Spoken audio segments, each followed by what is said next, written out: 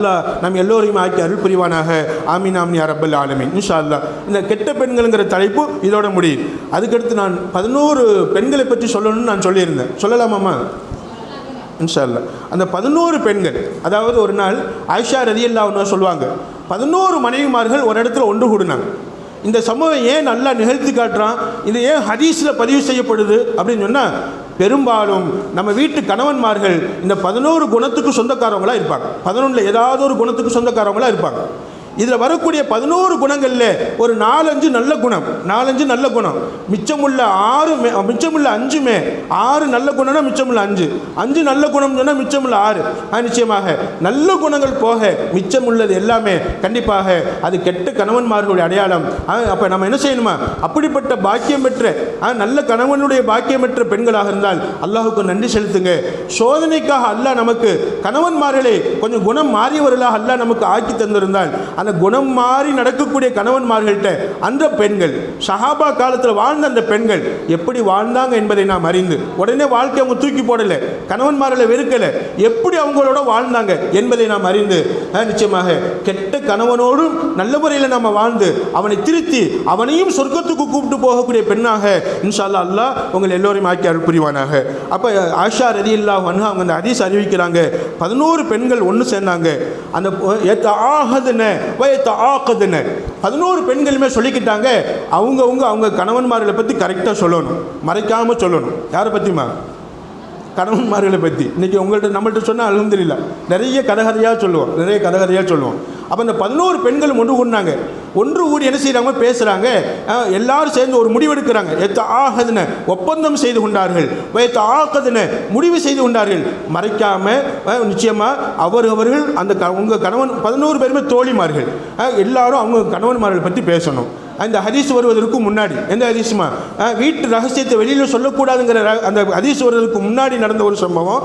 இப்போ இந்த சம்பவத்தில் சொல்கிறாங்க, இந்த 11 விஷயங்கள் நமக்கு சொல்லி காட்டப்படுது. கண்டிப்பாக அந்த 11 விஷயங்களை நம்ம அறிந்துக்கிறோம் இன்ஷா அல்லாஹ். முதல் பெண் சொல்கிறாங்க, முதல் மனைவி சொல்கிறாங்க, அந்த 11 பெண்களில் முதல் மனைவி சொன்னாங்க என்னன்மா, ஜவுஜி என்னுடைய கணவர் இருக்கிறாரே, லஹ்மு ஜமலின் வசீன், மலை உச்சியில் இருக்கக்கூடிய ஒரு ஒட்டகத்தை போன்றவர். எங்கே இருக்கக்கூடியவர்மா? மலை உச்சியில், கொடைக்கானல் மலை போயிருப்பீங்க, ஊட்டி மலை போயிருப்பீங்க, நம்ம கீழே இருக்கிறோம், கீழே இருந்துக்கிட்டு மேலே பார்க்குறோம், மலை உச்சியில் ஒரு ஒட்டகம் ஒன்று மேயுது. இப்போ அந்த ஒட்டகத்தை பிடிக்கணும், சாதாரணமாக பிடிச்சிட முடியுமாம்மா? மலை உச்சியில் மேயக்கூடிய ஒட்டகத்தை சாதாரணமாக பிடிச்சிட முடியுமா? என்ன செய்யணுமா, மலையில் ஏறணும், கல் இருக்கும், முள் இருக்கும், கல் முள் எல்லாத்தையும் கடந்து மலை மேலே ஏறணும், ஏறி போய் அந்த ஒட்டகத்தை பிடிக்கணும். அப்போ அந்த அதாவது அந்த பெண்மணி சொன்னாங்க, நிச்சயமாக சஹாபா பெண்கள்னு வரும், சஹாபாக்களுடைய காலம் ஆரம்பிக்கிறதுக்கு முன்னாடின்னு வரும். ஆக மொத்தம் பாடத்துக்காக ஹதீஸில் ஆயிஷா ரலியல்லாஹு அன்ஹா அவங்களே இந்த ஹதீஸ் அறிவிக்கிறாங்க. முதல் பெண்மணி சொன்னாங்க, என்னுடைய கணவர் இருக்கிறாரு, ஒட்டகம் மலை உச்சியில் மேயக்கூடிய ஒட்டகத்தை போன்றவர்.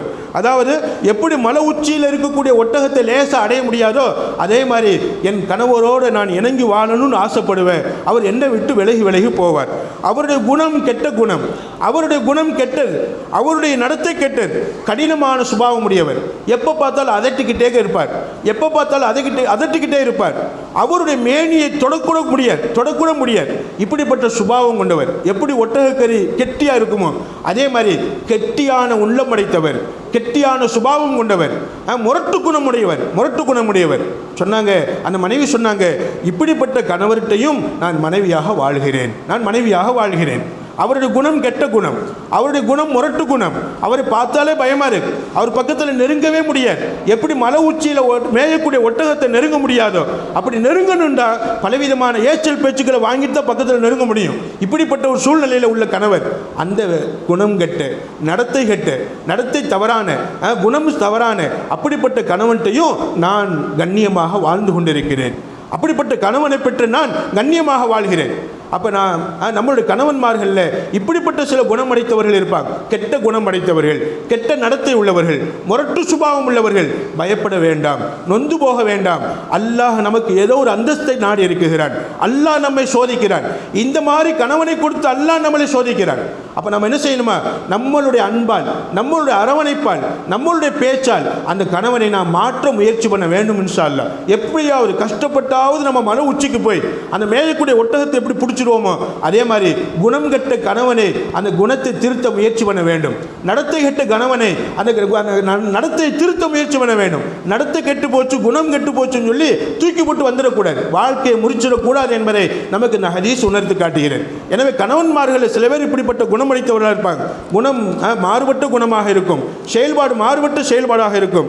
அந்த மாதிரி கணவன்மார்கள் அமைந்துட்டால் அல்லாஹ்ட்ட துஆ செஞ்சுக்கிட்டே இருக்கணும், மாற்ற முயற்சி பண்ணிக்கிட்டே இருக்கணும். ஒரு நாள் இல்லை ஒரு நாள் அல்லாஹ் மாறக்கூடிய தன்மையை தந்துடுவான். ரெண்டாவது பெண்மணி சொன்னாங்க ஜௌஜி லா அபுசு ஹபரஹு, என் கணவன் எப்படிப்பட்டவர் என்றால் அவருடைய செய்தியை வெளியில் சொல்ல எனக்கு வெட்கமா இருக்கு. லா அபுசு, நான் பரப்ப மாட்டேன்.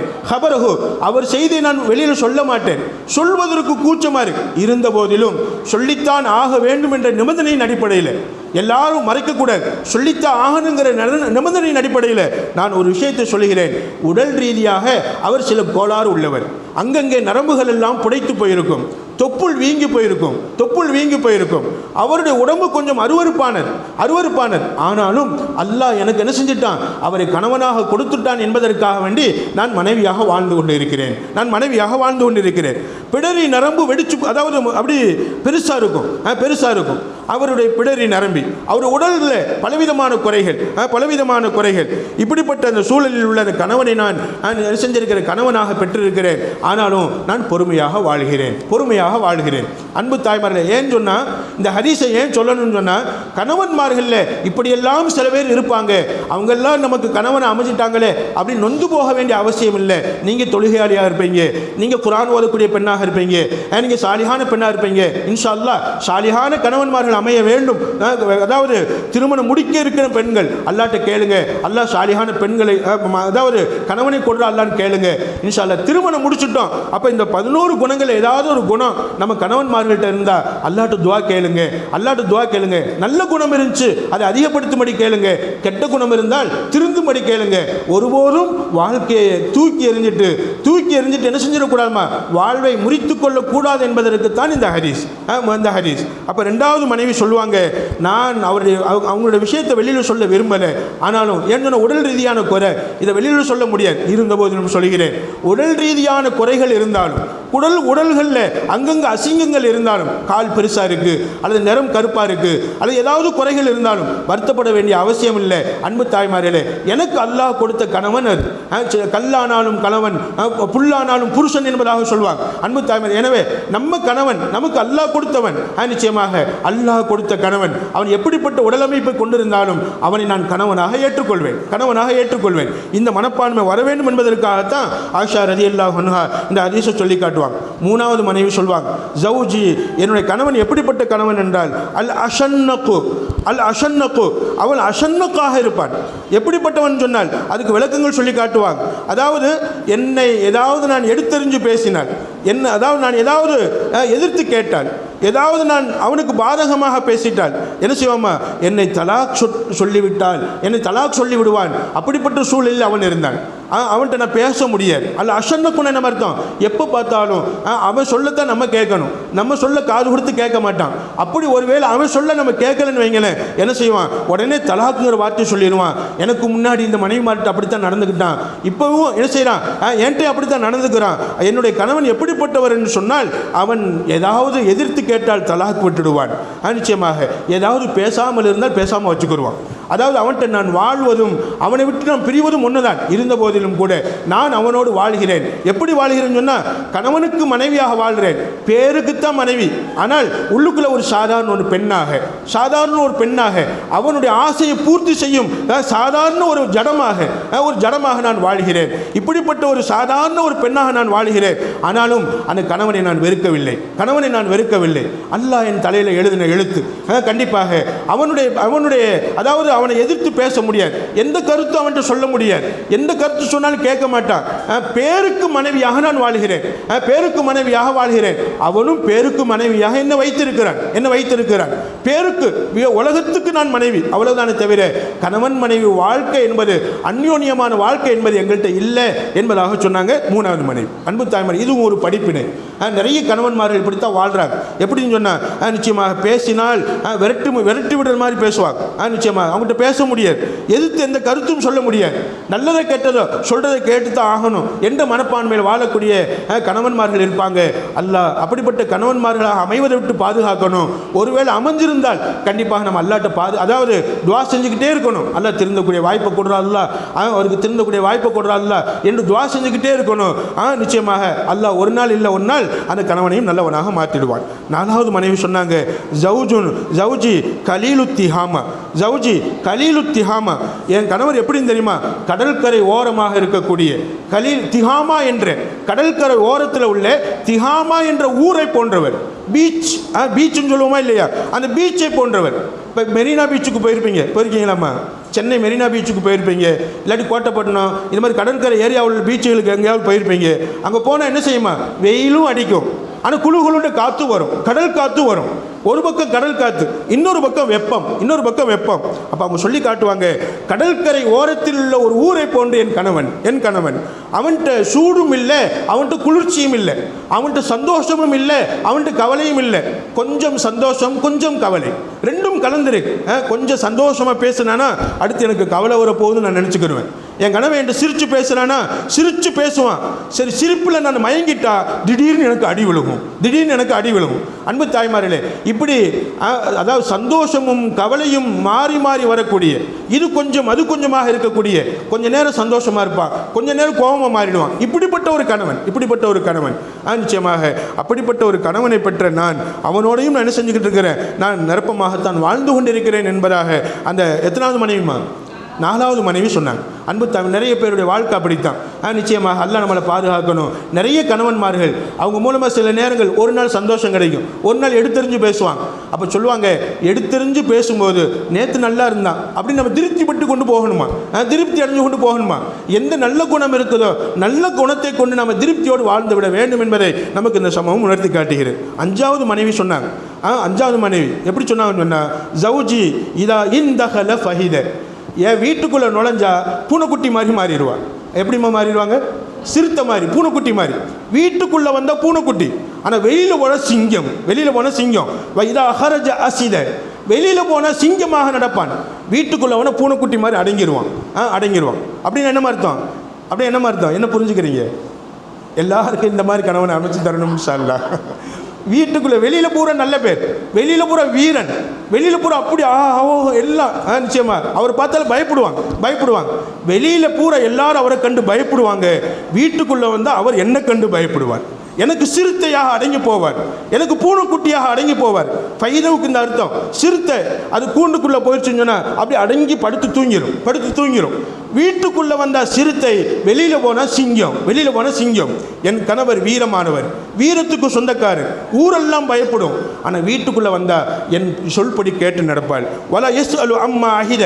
வீட்டில் இந்த பொருள் அங்கே வச்சுருந்தேனே எங்கே காணோம், அங்கே இவ்வளோ பணம் வச்சுருந்தேன் எங்கே காணோம், இந்த பொண்ணு இந்த இதை ஏன் செலவழிச்ச, இவ்வளவு ஏன் செலவு பண்ண, இவ்வளவு எதுக்காக செலவு பண்ண, எதை பற்றியும் கேட்க மாட்டார். நல்லவரா கெட்டவரா? அம்மா இந்த அம்மா சொல்கிறது நல்லவரா கெட்டவரா?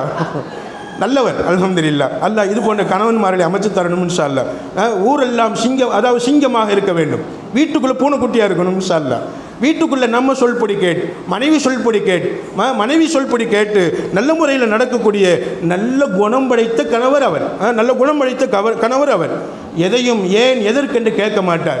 இந்த ட்ரெஸ் ஏன் வாங்கின, இது ஏன் வாங்கின கேட்க மாட்டார். இவ்வளவு ஏன் செலவழிச்சு கேட்க மாட்டார். இந்த பணத்தை ஏன் எடுத்து கேட்க மாட்டார். அங்கங்கே பணங்கள் இருக்கும், செல்வங்கள் கொட்டி கிடக்கும், வேணுங்கிறது நான் எடுத்துக்கிடுவேன், ஏன் எடுத்த, எதுக்கு எடுத்த, ஏன் குறையுது, ஒரு கேள்வியும் கேட்க மாட்டார். வீட்டுக்குள்ளே வந்தால் அல்ஹம்துலில்லாஹ் அவர் தேவையை பூர்த்தி செய்து விட்டு அல்ஹம்துலில்லாஹ்னு அவர் வாட்டுக்கு வாழ்ந்து கொண்டு இருப்பார். இப்படிப்பட்ட நல்ல கணவர் எனக்கு அமைஞ்சிருக்கிறாரு அப்படின்னு சொன்னாங்க. அஞ்சாவது மனைவி. அல்ஹம்துலில்லாஹ். இது நல்ல குணம். வெளியில் சிங்கமாக இருக்கணும். அந்த சிங்கத்தை எங்கே காட்டக்கூடாதுமா? வீட்டுக்குள்ளே காட்டக்கூடாது. கணவன்மார்கள் வெளியில் பெருமானார் ஸல்லல்லாஹு அலைஹி வஸல்லம் மன்னராக இருந்தாங்க. ஆனால் வீட்டுக்குள்ளே வந்துட்டா மன்னருடைய குணத்தை வீட்டுக்குள்ளே காட்ட மாட்டாங்க. நிச்சயமாக இந்த குணம் பெருமானார் ஸல்லல்லாஹு அலைஹி வஸல்லம் குணம். வெளியில் எல்லாரும் மன்னராக மதிப்பாங்க. ஆனால் வீட்டுக்குள்ளே வந்துட்டா கணவனாக சாதாரண ஒரு மனிதராக நடந்துக்கிடுவாங்க. அன்பாக பேசுவாங்க, அழகாக பேசுவாங்க. ஒவ்வொரு மனைவிமார்களும் சொல்லுவாங்க, என் கணவர் பெருமானார் ஸல்லல்லாஹு அலைஹி வஸல்லம் என் மேலே தான் அன்பு அதிகமாக வச்சிருக்கிறாங்க, பாசம் அதிகமாக வச்சிருக்கிறாங்க. ஒவ்வொரு மனைவிமார்களும் சொல்லுவாங்க.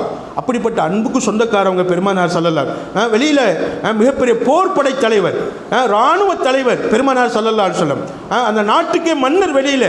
ஆனால் வீட்டுக்குள்ள கணவருங்கிற அடிப்படையில் ரொம்ப அடக்கமாக இருப்பாங்க. ஸல்லல்லாஹு அலைஹி வஸல்லம் சொல்லுவாங்க, பெண்கள் 2 வகைப்படுவாங்க. பெண்கள் எத்தனை வகைப்படுமா? 2 வகைப்படும். ஒரு வகை என்ன வகைன்னு சொன்னால், கணவன் கொஞ்சம் முரடாக இருப்பான், எப்போ பார்த்தாலும் அடிச்சுக்கிட்டே இருப்பான், எப்போ பார்த்தாலும் அதட்டிக்கிட்டே இருப்பான், எப்போ பார்த்தா கொஞ்சம் முரட்டு சுபாவம், அப்படி மீசையை முறுக்கி விட்டு வெளியே உள்ளுக்குள்ளே வருவான். உள்ளுக்குள்ளே வரும்போது கணச்சிக்கிட்டு வரும்போது ஒரு பயம் வந்துடும். இப்படி கணவனை பார்த்து பயம் ஏற்படுத்தக்கூடிய அளவுக்கு அந்த கணவன் நடந்து கொள்வான். மனைவியை பயமுறுத்தி வாழ்வான். இப்படிப்பட்ட கணவன் முரட்டு கணவனுக்கு மனைவிமார்கள் அடங்கி போவாங்க. ஸல்லல்லாஹு அலைஹி வஸல்லம் சொல்லுவாங்க, முரட்டு கணவனுக்கு என்ன செய்வாங்கம்மா? மனைவிமார்கள் அடங்கி போவாங்க. அதே நேரத்தில் கணவன் நல்லவனாக இருந்தால், சாதாரண குணம் படைத்தவனாக இருந்தால், சாலிகான குணம் படைத்தவராக இருந்தால் மனைவி மிகச்சிருப்பாங்க. முரட்டு கணவனாக இருந்தால் கணவன் மிகைத்திருப்பான். அதாவது சாதாரணமான குணம் படைத்த கணவனாக இருந்தால் மனைவி மிகைத்திருப்பாள். சொல்லிட்டு சொன்னாங்க ஸல்லல்லாஹு அலைஹி வஸல்லம், மனைவி மிகைத்திருக்கக்கூடிய சாதாரண நல்லவனாக இருக்க நான் ஆசைப்படுகிறேன்னு சொன்னாங்க. எப்படி சொன்னாங்கம்மா? மனைவி என்னை மிகைத்து வாழக்கூடிய, மனைவிக்கு நான் அடங்கியிருக்கக்கூடிய நல்ல கணவனாக இருக்க நான் ஆசைப்படுகிறேன். நம்ம வீட்டில் ஏதாவது ஒரு மகன் மனைவி மேலே அன்பு செலுத்தி மனைவியை தாங்கி பிடிச்சி வாழ்கிறான் அப்படின்னு சொன்னால் வருத்தப்படாதீங்க. அது ஸல்லல்லாஹு அலைஹி வஸல்லம் சுன்னத்து இன்ஷா அல்லாஹ். அப்போ சொல்லுவாங்க பெருமானார் ஸல்லல்லாஹு அலைஹி வஸல்லம், மனைவி மிகைத்து அடங்கி போகக்கூடிய கணவனாக நான் இருக்க ஆசைப்படுகிறேன். அல்லாஹ் நம்ம கணவன்மார்கள் எல்லாரையும் அடங்கி போக வேணாம், நம்ம சொல் கேட்டு நம்மளை கவனித்து நமக்கு பொருத்தமாக வாழக்கூடிய கணவன்மார்களை அமைச்சு தரட்டும் இன்ஷா அல்லாஹ். அப்போ அந்த 5வது பெண்மணி சொல்லுவாங்க, என் கணவர் வெளியில் சிங்கம், வீட்டுக்குள்ளே வந்தால் சிறுத்தை, அதை அடங்கியிருப்பாங்க. அவர் மூலமாக எனக்கு எந்த விதமான பிரச்சனையும் இல்லை. நல்ல குணம் படைத்தவர், அற்புதமான குணம் படைத்தவர், அற்புதமான குணத்துக்கு சொந்தக்காரர், வெளியில் உள்ள குணத்தை வீட்டில் காட்ட மாட்டார். இப்படிப்பட்ட குணம் படைத்தவர் என்பதாக சொன்னாங்க. அல்ஹம்துலில்லாஹ், இது நல்ல குணம். இதை நம்ம எல்லாரும் எடுத்துக்கிறணும். இது மாதிரியான குணம் படைத்த கணவர் வரணும்னு ஆசைப்படணும் இன்ஷா அல்லாஹ். 6வது மனைவி சொன்னாங்க, ஜவுஜி, என் கணவர் எப்படிப்பட்டவர்னு சொன்னால், இன் அகல லஃப, சாப்பிட்ட ஒரேடியாக சாப்பிட்டு முடிச்சிருவான். சரியாம்மா. அதே மாதிரி வின் ஷரீப இஸ்தொக்க, குடிச்சா ஏதாவது பால், ஒரு டம்ளர் பால் கொடுத்தா மனைவியை பார்த்து நீ குடிச்சியா அப்படின்னு கூட கேட்க மாட்டான். சரியாம்மா. குடிச்சு முடிச்சுட்டு என்ன செய்வான், வெறும் டம்ளர் அங்கே வச்சுருவான். சொல்லுவாங்க, அதாவது அந்த ஹதீஸில் ஒரு ஆயிஷா ரலியல்லாஹு சொல்லுவாங்க, இஸ்தஃப, அதாவது எல்லாத்தையும் உறிஞ்சி குடிச்சிருவான். ஒரு பொட்டு கூட டம்ளரில் இருக்காது. இப்படி எல்லாத்தையும் குடிச்சிருவான். சாப்பிட்டா வலிச்சு சாப்பிட்டுடுவான், குடிச்சா எல்லாத்தையும் குடிச்சிடுவான். கொஞ்சம் கூட என்ன செய்ய மாட்டாமா, மிச்சம் வைக்க மாட்டான். வைதா நாம இல்தஃப, அதே மாதிரி தூங்கினாலும் சுருண்டு தூங்கிடுவான், போத்தி தூங்கிடுவான். வருவான், வீட்டுக்கு வருவார், சாப்பிடுவார், நல்ல தண்ணி குடிப்பார், பால் குடிப்பார், அப்படி என்ன செஞ்சிருவாருமா? நிச்சயமாக வைதா நாம இல்தஃப, நல்லா படுத்து தூங்கிடுவார். நல்ல கணவராம்மா? அவன் நல்ல கணவரா? நீ சாப்பிட்டியான்னு கேட்காத கணவர், நீ தண்ணி குடிச்சியான்னு கேட்காத கணவர், டீ சாப்பிட்டியான்னு கேட்காத கணவர், ஒன்றுமே கண்டுக்கிறாமல் தூங்கக்கூடிய கணவர் நல்ல கணவராக இருக்க முடியுமாம்மா? அவர் சொன்னார், அந்த 6வது மனைவி சொன்னது கண்டிப்பாக சொன்னாங்க, என் கணவர் வீட்டுக்கு வருவார், சமைச்சு வச்சிருக்க பூரா சாப்பிட்டுடுவார், நான் சாப்பிட்டேன்னா இல்லையான்னு கவலைப்பட மாட்டார், இருக்கிற புறம் குடிச்சிடுவார், பால் நல்லா நிறைய காய்ச்சி வச்சுருப்பேன், பூராத்தையும் உறிஞ்சி குடிச்சிடுவார், எனக்கு ஒன்றுமே இருக்கார். அதே மாதிரி போய் படுத்து தூங்கிடுவார். தூங்குறது மட்டும் இல்லாமல் ஃபி சியாபிஹி ஃபி நாஹியத்தின் மினல் பைத், வீட்டில் ஒரு மூலையில் போய் படுத்து தூங்கிடுவார். மூலையில் போய் படுத்து தூங்குறது மட்டும் இல்லாமல் வன் கபல் அன்ஹா, தன்னை சுருக்கிக் கொள்வார்.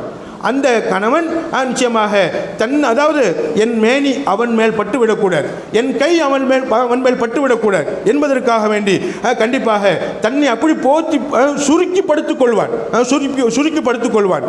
வலா யூலிஜுல் கஃப லியஅலமல் பஸ்ஸ, என் உணர்வை அறியணுங்கிறதுக்காக வேண்டி கையை கூட தொட விட மாட்டான் மனுஷன், கையை கூட தொட விட மாட்டான். அவன் கையும் ஏன் மேலே போடாது, என் கையும் அவன் மேலே படாது, அவன் கையும் என் மேலே படாது. இல்லை ஏலமல் பஸ்ஸ, என் உணர்வு என்ன என்பதை அறிய வேண்டும் என்பதற்காக வேண்டி கூட ஒரு வாய்ப்பு தரமாட்டான் அந்த கணவன். அப்படி தூங்கிடும், கொரட்டை விட்டு தூங்கிடுவான் என்பதாக சொல்லி அந்த மனைவி சொல்லுவாங்க, அந்த கணவனோடும் நான் மனைவியாகத்தான் வாழ்ந்து கொண்டிருக்கிறேன். அன்பு தாய்மார்களே, எவ்வளோ பெரிய விஷயம்னு பாருங்களேன். கண்டிப்பாக கணவன்மார்கள் என்ன செய்யணுமா? சாப்பிட்டியாப்பா, நம்ம பால் சாப்பிட்டியா, டீ சாப்பிட்டியா? நிச்சயமாக கணவன்மார்கள் அதாவது அவங்க சாப்பிடும்போது நீங்கள் சாப்பிட்டீங்களாங்கிற ஞாபகம் வரணும். அவங்க ஒரு ட்ரெஸ் உடுத்தும் போது நம்ம மனைவி ட்ரெஸ்ஸு வச்சிருக்கிறாளாங்கிற நினைவு வரணும். நிச்சயமாக ஒரு கணவனுடைய கடமை எந்த உணர்வும் இல்லாமல் வாழ்வான். படுத்து தூங்கிடுவான். எந்த உணர்வுமே அவன்கிட்ட இல்லை.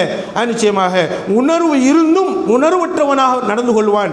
நிச்சயமாக இப்படிப்பட்ட ஒரு கணவனுக்கு நான் மனைவியாக வாழ்கிறேன் என்று சொல்லி அவங்க தன்னுடைய ஆதங்கத்தை வெளிப்படுத்துவாங்க. அப்போ என்னமா அர்த்தம்? இந்த மாதிரி கணவனை பெற்றெடுத்துட்டோம் அப்படின்னு சொன்னால் கண்டிப்பாக மாற்ற முயற்சி பண்ணணும். அல்லாட்ட கேட்கணும். அல்லா இந்த மாதிரியான தவறான நடவடிக்கை உள்ள இந்த கணவனுக்கு திருந்தக்கூடிய வாய்ப்பை கொடுற அல்லா அப்படின்னு என்ன செய்யணுமா? கண்டிப்பாக நம்ம அல்லாட்ட துவா கேட்டுக்கொண்டே இருக்கணும். 7வது மனைவி சொல்லுவாங்க, ஜவுஜி கயாயா, என் கணவர் எப்படிப்பட்டவர் தெரியுமா? ஆண்மை இல்லாதவர், என்னோடு வாழ தகுதி இல்லாதவர், ஆண்மை இல்லாத கணவன். ஆனாலும் அந்த கணவனை நான் வேண்டாம் என்று சொல்லலை. இன்றைக்கி டவுன் காசிட்ட நிறைய பிரச்சனை அதுதான், ஆண்மை இல்லாத கணவர் என்பதாக. அன்பு தாய், அது உடல் ரீதியான குறைவு. ஏதாவது மாத்திரைகள், மருந்துகள், ஏதாவது என்னமா உணவுகள், இந்த உணவுகளின் மூலமாக அந்த உடல் குறையை திருத்திக் கொள்ளலாம், சரிபடுத்திக் கொள்ளலாம். இந்த உடல் குறையில் அதாவது உடல் ரீதியான குறையை வைத்து வாழ்க்கையை விட்டு விலகி வந்துடணும் அப்படின்னு நினைக்கக்கூடாது மனைவி. இதுக்காக இந்த ஹதீஸை சொல்லி காட்டுறாங்க, ஜவுஜி கயாயா, என் கணவன்கிட்ட ஆண்மைத்தன்மை இல்லை, இருந்தாலும் அல்லாஹ் எனக்கு கணவனாக்கி கொடுத்துட்டான் என்பதற்காக வேண்டி நான் அவனோடு வாழ்ந்து கொண்டிருக்கிறேன். தபாக்கா அவன்கிட்ட ஆசை துடிப்பு என்பது கிடையாது, அவன்கிட்ட ஆண்மையும் இல்லை. சரி, பேச்சிலேயாவது ஆசை துடிப்பான வார்த்தை வருமா? அதுவும் கிடையாது. குல்லு தாயின் லஹு தாவுன், எல்லா வியாதியும் அவன்கிட்ட இருக்கு. எப்போ பார்த்தாலும் தலைவலிக்குதுன்னு சொல்லிக்கிட்டு இருப்பான், எப்போ பார்த்தாலும் கை வலிக்குதுன்னு சொல்லிக்கிட்டு இருப்பான். உடல் ரீதியான பலகீனம் அவன்கிட்ட இருக்கு. இப்படிப்பட்ட கணவனுக்கு மனைவியாக நான் வாழ்கிறேன் அப்படின்னு சொல்லிட்டு சொன்னாங்க. வெறுப்புல சொன்னாங்க, ஷஜ்ஜக்கி ஃபல்லக்கி அவு ஜம குல்லல்லக்கி சொன்னாங்க. ஷஜ்ஜக்கி ஃபல்லக்கி, அதாவது இப்படிப்பட்ட இந்த ஆண்மை இல்லாத இந்த கணவன், உடல் ரீதியாக பலகீனமானவன், தன் பலகீனத்தை மறைப்பதற்காக வேண்டி, சில வேளை என்னை தலையில் கொட்டுவான், தலையில் காயப்படுத்துவான், தலையில் அடிப்பான், முதுகுல அடிப்பான், சில வேளை கையை முறிப்பான், கையை முறிச்சின் கையை கூட உடைச்சிடுவான், காயத்தை கூட ஏற்படுத்திடுவான். அவன் தவறை மறைக்க வேண்டும் என்பதற்காக வேண்டி என்னை குறையுடையவளாக காண்பிப்பான்,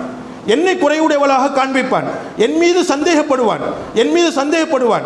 உடல் ரீதியான குறை உள்ளவங்க தான் மனைவி மேலே சந்தேகப்படுவாங்க. அன்பு தாய்மார்களே, இப்போ என்ன செய்யறாங்கம்மா? அந்த மனைவி சொல்லி காட்டுறாங்க, என் கணவன் ஆண்மையற்றவன், உடல் ரீதியாக பலகீனமானவன், எப்போ பார்த்தாலும் என் மண்டையில் கொட்டிக்கிட்டே இருப்பான், என் முதுகுல அடிப்பான், என் கையை முறிப்பான், சில நேரங்களில் காயங்களே வந்துடும், எலும்பு உடைஞ்சு போயிடும். இப்படிப்பட்ட துன்பங்களை நான் அனுபவிக்கிறேன். இந்த நேரத்தில் கூட அவனை வேணாம் என்று நான் விடலை. ஏன்னு சொன்னா, எனக்கு அல்லாஹ் நியமித்த கணவன், ஆண்மை இல்லை, அதனால தூக்கி போட்டு வரல. பலகீனமானவன் தூக்கி போட்டு வரல. அவன் என் தலையை உடைக்கிறான், என் கையை முறிக்கிறான், தூக்கி போட்டு வரல. அவனை திருத்த நான் முயற்சி பண்ணுகிறேன், அவனுடைய பலகீனத்தை போக்க நான் முயற்சி பண்ணுகிறேன், அல்லாஹ்ட்ட நான் துஆ கேட்கிறேன் என்ற கருத்துக்களை நமக்கு சொல்வதற்காக ஆயிஷா ரலியல்லாஹு அன்ஹா நமக்கு சொல்லி காட்டுறாங்க. கண்டிப்பாக ஆண்மையற்ற கணவன் அமைந்தாலும் அது அல்லாஹ்வுடைய நாட்டம் தான், வாழ்க்கை அங்கதான். ஆனாலும் கூட நிச்சயமாக அப்படிப்பட்ட கணவனை, உடல் ரீதியான குறைகளை நாம் மாற்ற முயற்சி பண்ணணுமே தவிர வாழ்க்கையை விட்டுட்டு வந்துடக்கூடாது என்பதை உணர வேண்டும் என்பதற்காகத்தான் ஆயிஷா ரலியல்லாஹு அன்ஹா இந்த ஹதீஸை நமக்கு சொல்லி காட்டுறாங்க.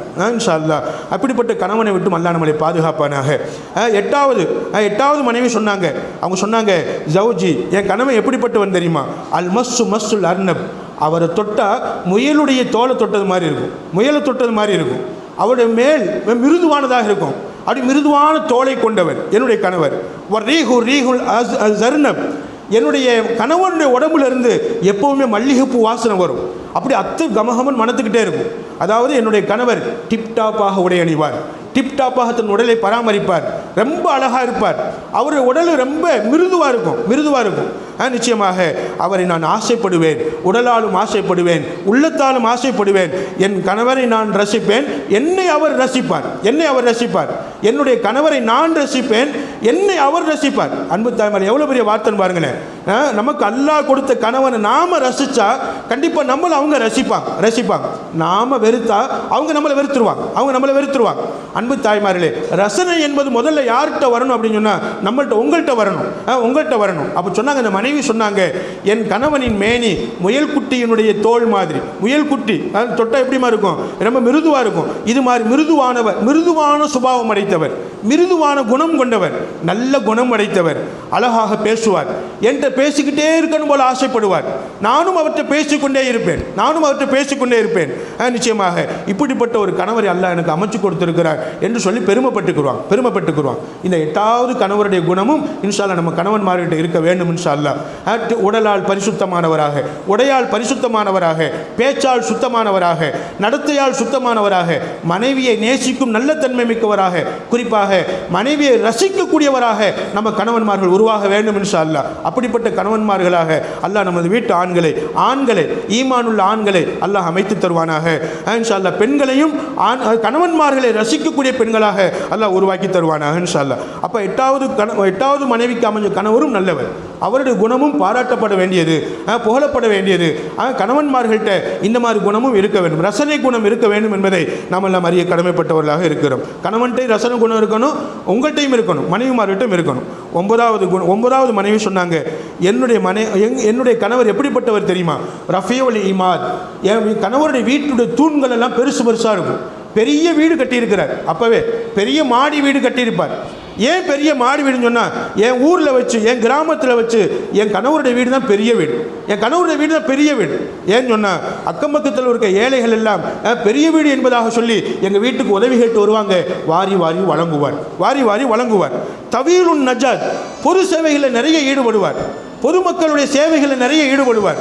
நிச்சயமாக பொதுமக்களுக்கு என்னென்ன வேணும் தேடி போய் செய்வார். நிச்சயமாக அதீமுர் ரமாத், அவர் வீட்டில் சாம்பல் குமிஞ்சு போயிருக்கும் அப்படின்னு என்ன அர்த்தம்?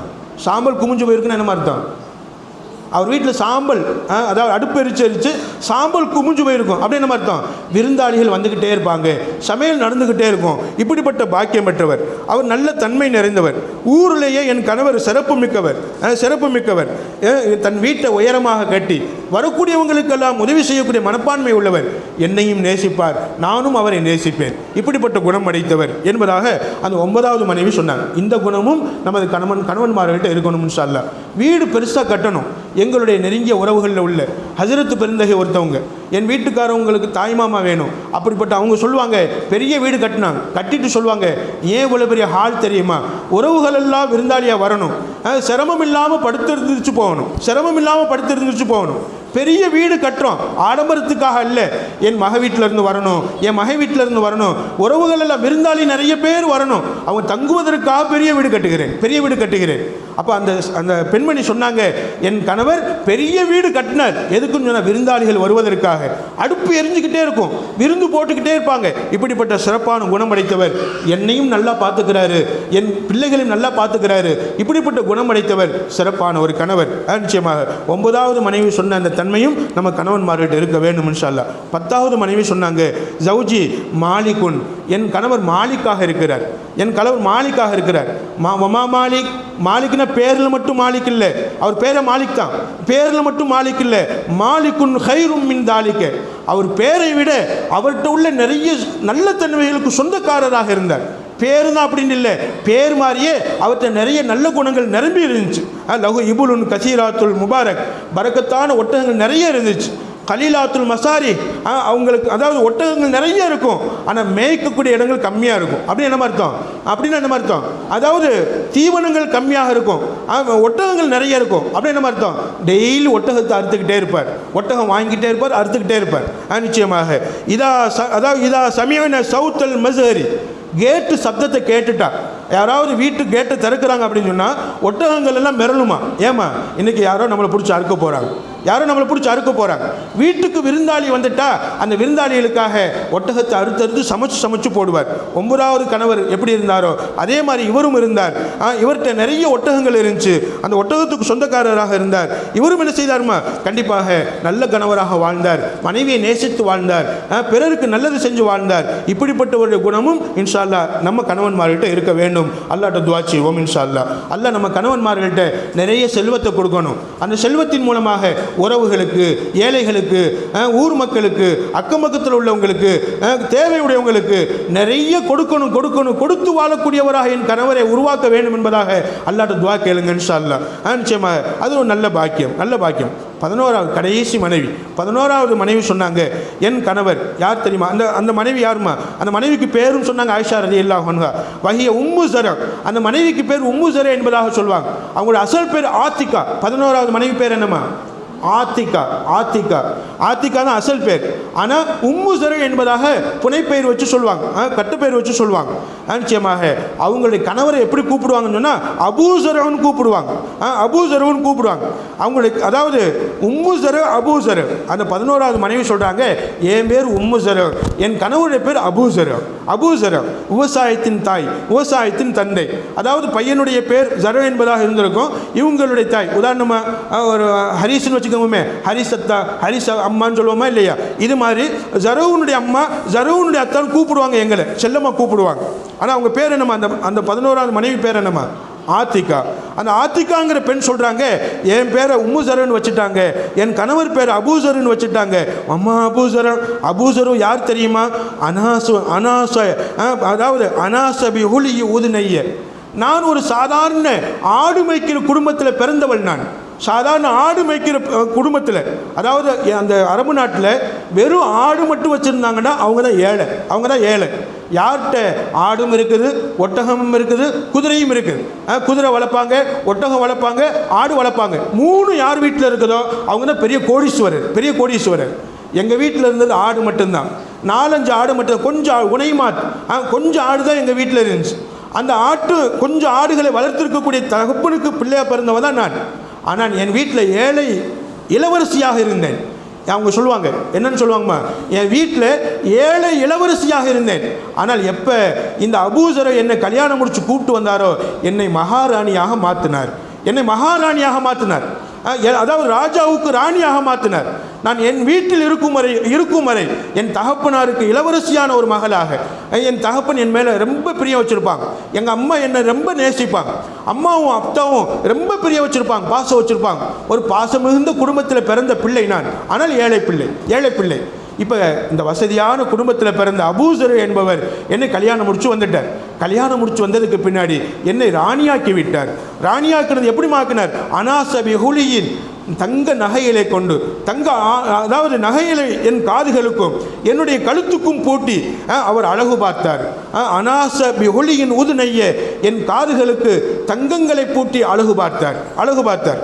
அதே மாதிரி மலகமின் ஷஹமி அலுதைய, என் தோல் புஜங்களை, அதாவது கொழுப்பு நிறைய பெருக்க வைத்து விட்டார். நான் ஒல்லியாக இருந்தேன். என் கணவன் வீட்டுக்கு வந்ததுக்கு பின்னாடி நான் குண்டாகிட்டேன். நான் என்ன செஞ்சிட்டேன்? சதைப்பிடிப்பு மிக்கவனாக ஆகிவிட்டேன்.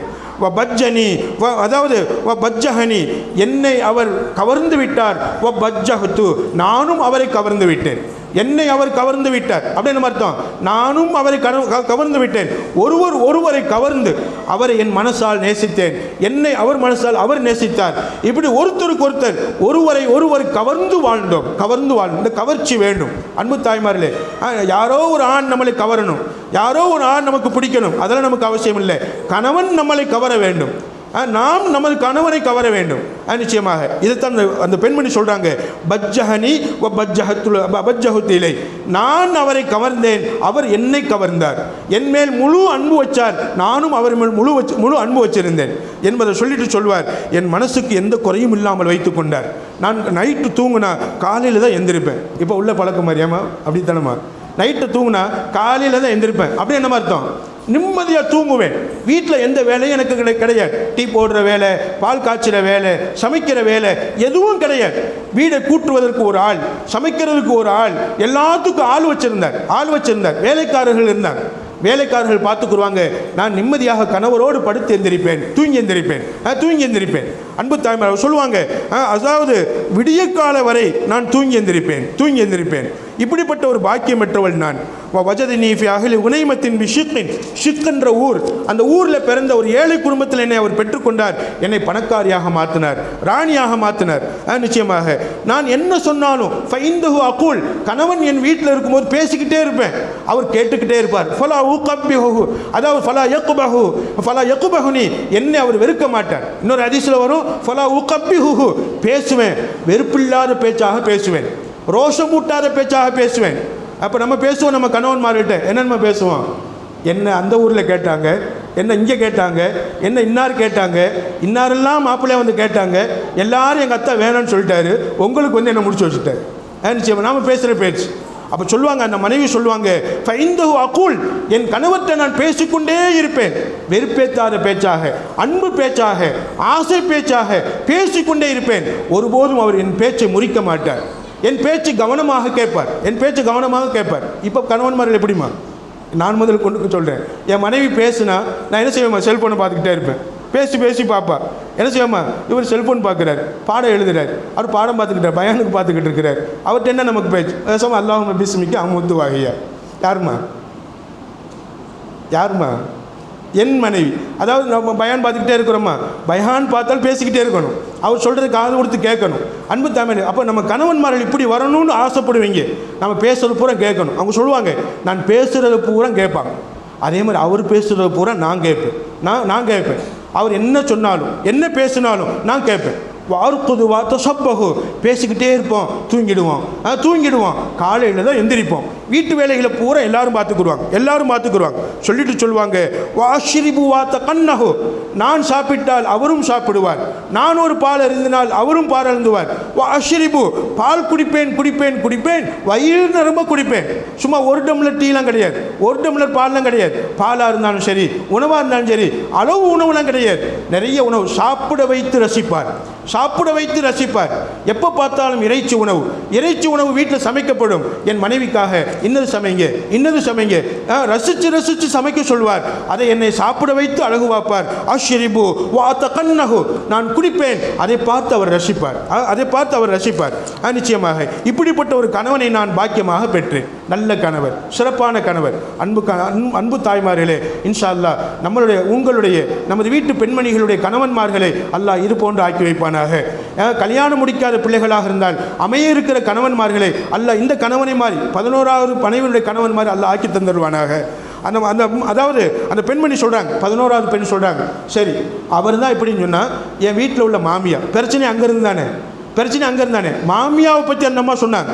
என் மாமியா எப்படி தெரியுமா, உம்மு அபீசரம், என் மாமியா அப்படி தெரியுமா, என் மாமியா ரொம்ப பாராட்டப்படக்கூடியவங்க.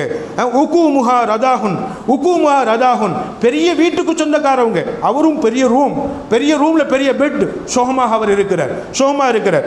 என் மாமியா எப்போ சிரிச்ச முகத்தோடு இருப்பாங்க. என் மாமியா ஒருபோது என்னை பார்த்து கடிஞ்சு பேசினது கிடையாது. உக்கூமுஹா ரதா, அவருடைய எண்ணம் விசாலமானது, அவருடைய வீடு விசாலமானது, அவருடைய இருப்பிடம் விசாலமானது, எண்ணமும் விசாலமானது, நடத்தையும் விசாலமானது. வபைத்துஹா ஃபஸா, வீடும் ரொம்ப சந்தோஷத்தால் நிரம்பியது. என் மாமியா இருக்கிற வீடு சந்தோஷத்தால் நிரம்பியது. சொல்லி காட்டுறாங்க மருமகள் சொல்லக்கூடிய சர்டிஃபிகேட், மருமகள் சொல்லக்கூடிய வார்த்தை. மாமியாரை புகழ்றாங்க. எப்படி புகழ்றாங்கன்னு சொன்னால், என் கணவர் மாதிரியே என் மாமியா ரொம்ப நல்ல குணம் அடைத்தவங்க, அவங்க என்ன விசாலமானவங்க, என்கிட்ட நல்லா நடந்துக்குருவாங்க என்று சொன்னாங்க. அன்பு தாய்மார்களே, எங்களுக்கு பிறந்த மகள் ஒரு ஹதீஸில் வரும், ஏற்கனவே அபூ ஸருக்கு ஒரு மகனும் இருந்தாங்க. அந்த பிள்ளைகளும் நல்லவங்க, என்னை நேசிப்பாங்க, அவங்கள நான் நேசிப்பேன், பிள்ளைகளை நான் நேசிப்பேன். பெரும்பாலும் அரபுகள் பிள்ளைகளை நேசிப்பதை விரும்புவாங்க, குழந்தைகளை நேசிப்பதை விரும்புவாங்க. அந்த மகனுக்கு 14 வயசாக இருந்துச்சு. அப்போ ரொம்ப நாள் நாங்கள் வாழ்ந்துட்டோம். 14 வயசு மகனுக்கு, பிள்ளைக்கு அதே மாதிரி தான். என் பிள்ளை பொம்பளை பிள்ளை ஒரு சொல் தவற மாட்டாள், என் சொல்லையும் கேட்பாள், அத்தா சொல்லையும் கேட்பாள். அத்தாவுக்கு பிடித்தமான பிள்ளை, அம்மாவுக்கு பிடித்தமான பிள்ளைலாம் கிடையாது, 2 பேருக்கும் பிடித்தமானவள் பிள்ளை, 2 பேருடைய அன்பையும் பெற்றவள் பெண் பிள்ளை. இப்படிப்பட்ட பிள்ளைகளை பெற்றெடுத்தவங்க நாங்கள் ரொம்ப சந்தோஷமாக வாழ்ந்துக்கிட்டு இருந்தோம். ரொம்ப சந்தோஷமாக இருந்துச்சு. எங்கள் வாழ்க்கை ரொம்ப சிறப்பாக இருந்துச்சு. எங்கள் வாழ்க்கை மிகவும் கண்ணியமாக இருந்துச்சு. எங்களை பார்த்து பக்கத்து வீட்டுக்காரவங்கெல்லாம் பொறாமைப்படுவாங்க. இப்படிப்பட்ட ஒரு வாழ்க்கை. நிறைய ஆடைகளை வாங்கி கொடுத்தார், நிறைய விஷயங்களை எங்களுக்கு அள்ளி அள்ளி கொடுத்தார், என்னை ராணியாக வாழ வைத்தார். இப்படிப்பட்ட குடும்பத்தில் நான் வாழ்ந்து கொண்டிருந்தேன். திடீரென என் வீட்டுக்கு ஒரு வேலைக்காரி வந்தாள். அந்த வேலைக்காரிட்ட 2 அழகான பிள்ளைகள் இருந்தது. அந்த பச்சிளம் குழந்தைகள் 2 பிள்ளைகளை பார்த்த என் கணவர் அந்த வேலைக்காரியினுடைய அழகில் மயங்கி போய்விட்டார். ஏன்னு சொன்னால் எனக்கு வயசாயிடுச்சு. அந்த வேலைக்கார பெண் கொஞ்சம் இளம்பெண். பெரும்பாலும் என் கணவர் அந்த அரபு நாட்டில் உள்ள கணவன்மார்கள் இளம் வயது பிள்ளைகள் ஆசைப்படுவாங்க. அந்த ஆசைக்கு இணங்க கண்டிப்பாக என் கணவர் எனக்கு கிடைச்ச பாக்கியம் போக போகுதுன்னு அது வரைக்கும் நான் நினைக்கல. ஆனால் என் கணவர் திடீரென நான் அந்த பொண்ணை நான் திருமணம் முடிக்கப் போகிறேன், உன்னை நான் தலாக்கு விடுகிறேன் என்று சொல்லிவிட்டேன். என்னை தலாக்கும் விட்டு விட்டார். வீட்டுக்கு வந்த வேலைக்கார பெண்ணை என்ன அழுது கொண்டு சொல்லுகிறார் அந்த பெண்மணி. வீட்டுக்கு வந்த வேலைக்கார பெண்ணை அந்த கணவர் திருமணம் முடித்து கொண்டார். அன்பு தாய்மார்களே, இங்கே என்ன செஞ்சோன்னா இந்த குணம் வேணும். ஆனால் தலாக்குன்னு வருது பாருங்களேன், இந்த தன்மை கணவன்மார்கிட்ட வரக்கூடாது. எத்தனை அழகு பெண்கள் இருந்தாலும் மனைவியை விட வாழ்ந்த பெண் ஹதீஜா ரலியல்லாஹு அன்ஹா அவங்க இருக்கிற வரைக்கும் பெருமானார் ஸல்லல்லாஹு அலைஹி வஸல்லம் எந்த பெண்ணையும் ரசித்ததில்லை, எந்த பெண்ணையும் மனைவியாக்கி கொள்ளணுங்கிற எண்ணமும் வந்ததில்லை. ஹதீஜா ரலியல்லாஹு அன்ஹா இருக்கிற வரைக்கும் அவங்க தான் மனைவி. அன்பு தாய்மார்களே, அப்போ நிச்சயமாக மனைவியை நேசித்து வாழணும். நிச்சயமாக தலாக்குங்கிற வார்த்தைக்கு மட்டும் போயிடக்கூடாது. எந்த காரணத்தை கொண்டும் அல்லாஹ் அந்த வார்த்தையை விட்டும் அல்லாஹ் என்ன செய்யணுமா பாதுகாக்கணும். அந்த வார்த்தையை கேட்டு அரிசி நடுங்கிறது என்பதாக சொல்லுவாங்க. இப்போ என்ன ஆச்சுமா, 2வது ஒரு கணவர் எனக்கு அமைந்தார். அந்த கணவர் எப்படிப்பட்டவன் சொன்னால் அவரும் வசதியானவர், அவரும் நல்லவர். அதை முன்பு போன்ற என்னை நன்றாக பார்த்து கொண்டார், நல்லா பார்த்துக்கிட்டார், எந்த குறையும் இல்லை நிச்சயமாக. ஆனாலும் எவ்வளோ என்ன நிரப்பமாக பார்த்தாலும் என்னுடைய முதல் கணவர் அபூசரை போன்று வரார். அபூசர என்னைக்குமே என் எண்ணத்தால் என் வாழ்க்கையால் மனம் நிரம்பியவர் என்று 11வது மனைவி சொன்னாங்க. இதை கேட்டுக்கொண்டிருந்த ஆயிஷா ரலியல்லாஹு அன்ஹா இந்த சம்பவத்தை பூரா யார்கிட்ட சொன்னாங்கம்மா? பெருமானார் ஸல்லல்லாஹு அலைஹி வஸல்லம் சொன்னாங்க. யார் ரசூலுல்லாஹ் 11 பேர் ஒன்று கொண்டாங்களா? 11 பேர். அங்கே 12வது யாரும் இருந்தாங்கம்மா? ஆயிஷா ரலியல்லாஹு அன்ஹா அவங்களும் இருந்தாங்க. நிச்சயமாக இன்னொரு ஹதீஸில் வரும், ஆயிஷா ரலியல்லாஹு அன்ஹா அந்த 11 பெண்கள் சம்பவத்தை கேள்விப்பட்டு சொன்னாங்கன்னு வரும். அப்போ கேள்விப்பட்டு சொன்னபோது பெருமானார் ஸல்லல்லாஹு அலைஹி சொல்லுவாங்க, ஆயிஷா நான் உனக்கு எப்படி தெரியுமா? அபூசரவு உம்மு சரையை போன்றவர். நீ உம்மு சரை என்றால் நான் அபூசர. என் குணம் நிச்சயமாக அபூசரை போன்றது. ஆயிஷா உன்னை நேசிக்குகிறேன், உன் மீது பாசம் வைக்கிறேன், உன் குடும்பத்தை நேசிக்குகிறேன், இப்படி எல்லா விதத்திலும் நான் அபூசரை போன்று இருக்கிறேன். அப்படி என்னமா அர்த்தம்? நபி ஸல்லல்லாஹு அலைஹி வஸல்லம் கிட்ட இருக்கிற குணம் எல்லாம் அபூசரை விட்டு இருந்துச்சு. இன்ஷா அல்லாஹ் நம்ம பெண்மணிகளுக்கு வரக்கூடிய கணவன்மார்களுக்கு பெருமானார் ஸல்லல்லாஹு அலைஹி வஸல்லம் கிட்ட இருக்கிற குணத்தை எல்லாம், அவர்கள்ட்ட உள்ள வீரம், அவர்கள்ட்ட உள்ள அழகு, அவர்கள்ட்ட உள்ள குணம், எப்படி நல்ல கணவனாக மனைவிமார்கள்ட்ட வாழ்ந்தாங்களோ பெருமானார் ஸல்லல்லாஹு அலைஹி வஸல்லம், இதே மாதிரி நமது பெண் மக்களுக்கு அமைந்த கணவன்மார்கள், பெண்களுக்கு அமைந்த கணவன்மார்கள் நல்லவர்களாக, நல்ல குணம் அடைத்தவர்களாக, நல்ல சீதேவிகளாக, அல்லாஹ்வுக்கு பிடித்தமானவர்கள் அமைவதற்கு இன்ஷா அல்லாஹ் அல்லாஹ்ட்ட துஆ செய்வோம். அமைந்தவர்கள் நல்லவராக இருப்பதற்கும் இனிமேல் அமையக்கூடியவர்கள் நல்லவர்களாக அமைவதற்கும் அல்லாஹ்ட்ட நம்ம துஆ கேட்போம். இன்ஷா அல்லாஹ் அல்லாஹ் சிறப்பானவர்களாக கணவன்மார்களை ஆக்கி தந்தல்வானாக. இனிமேல் திருமணம் முடிக்க இருப்பவர்கள், இளம் வயசு பிள்ளைகள் இருக்கிறீங்க, உங்களுடைய கணவன்மார்களை அல்லாஹ் சீதேவியானவர்களாக நல்லவர்களாக ஆக்கி வைப்பானாக. திருமணம் முடித்து பல காலம் வாழ்ந்து வயது முதிர்ந்த ஐயாக்களாக கணவன்மார்களை பெற்றிருப்பீங்க. இன்ஷா அல்லாஹ் இன்னும் நீண்ட ஆயுளை கொடுத்து இணங்கி வாழக்கூடிய, இதுவரைக்கும் அன்பா எப்படி வாழ்றாங்களோ இனிமேலும் கடைசி வரைக்கும் அன்பாக வாழ்ந்து மரணிக்கக்கூடிய, நிச்சயமாக நீடித்த ஆயுளை கொடுத்து வாழும் காலமெல்லாம் கணவரோடு அன்பாக வாழ்ந்து நிச்சயமாக அல்லாஹ்வுடைய திருப்பொருத்தத்தை பெற்று இருவரும் சொர்க்கம் போகக்கூடிய கணவன் மனைவிகளாக அல்லாஹ் நம் எல்லோரையும் ஆக்கி அருள் புரிவானாக என துஆ செய்து, ஹைருக்கும் லிஅஹ்லிஹி வானா ஹைருக்கும் லிஅஹ்லி, மனைவிமார்கள் போற்றும் கணவன்மார்களாக திகழ வேண்டும் என்று ஸல்லல்லாஹு அலைஹி வஸல்லம் சொன்னார்கள் அல்லவா? அப்படிப்பட்ட கணவன்மார்களாக எல்லா கணவன்மார்களும் அல்லாஹ் உருவாக்கி தந்தல்வானாக என மீண்டும் துஆ செய்து இன்றைய உரையை நான் நிறைவு செய்கிறேன். வாஹிரு தாவான் அல்ஹம்துலில்லாஹி ரப்பில் ஆலமீன். அஸ்ஸலாமு அலைக்கும் வரஹ்மத்துல்லாஹி வபரகாத்துஹு.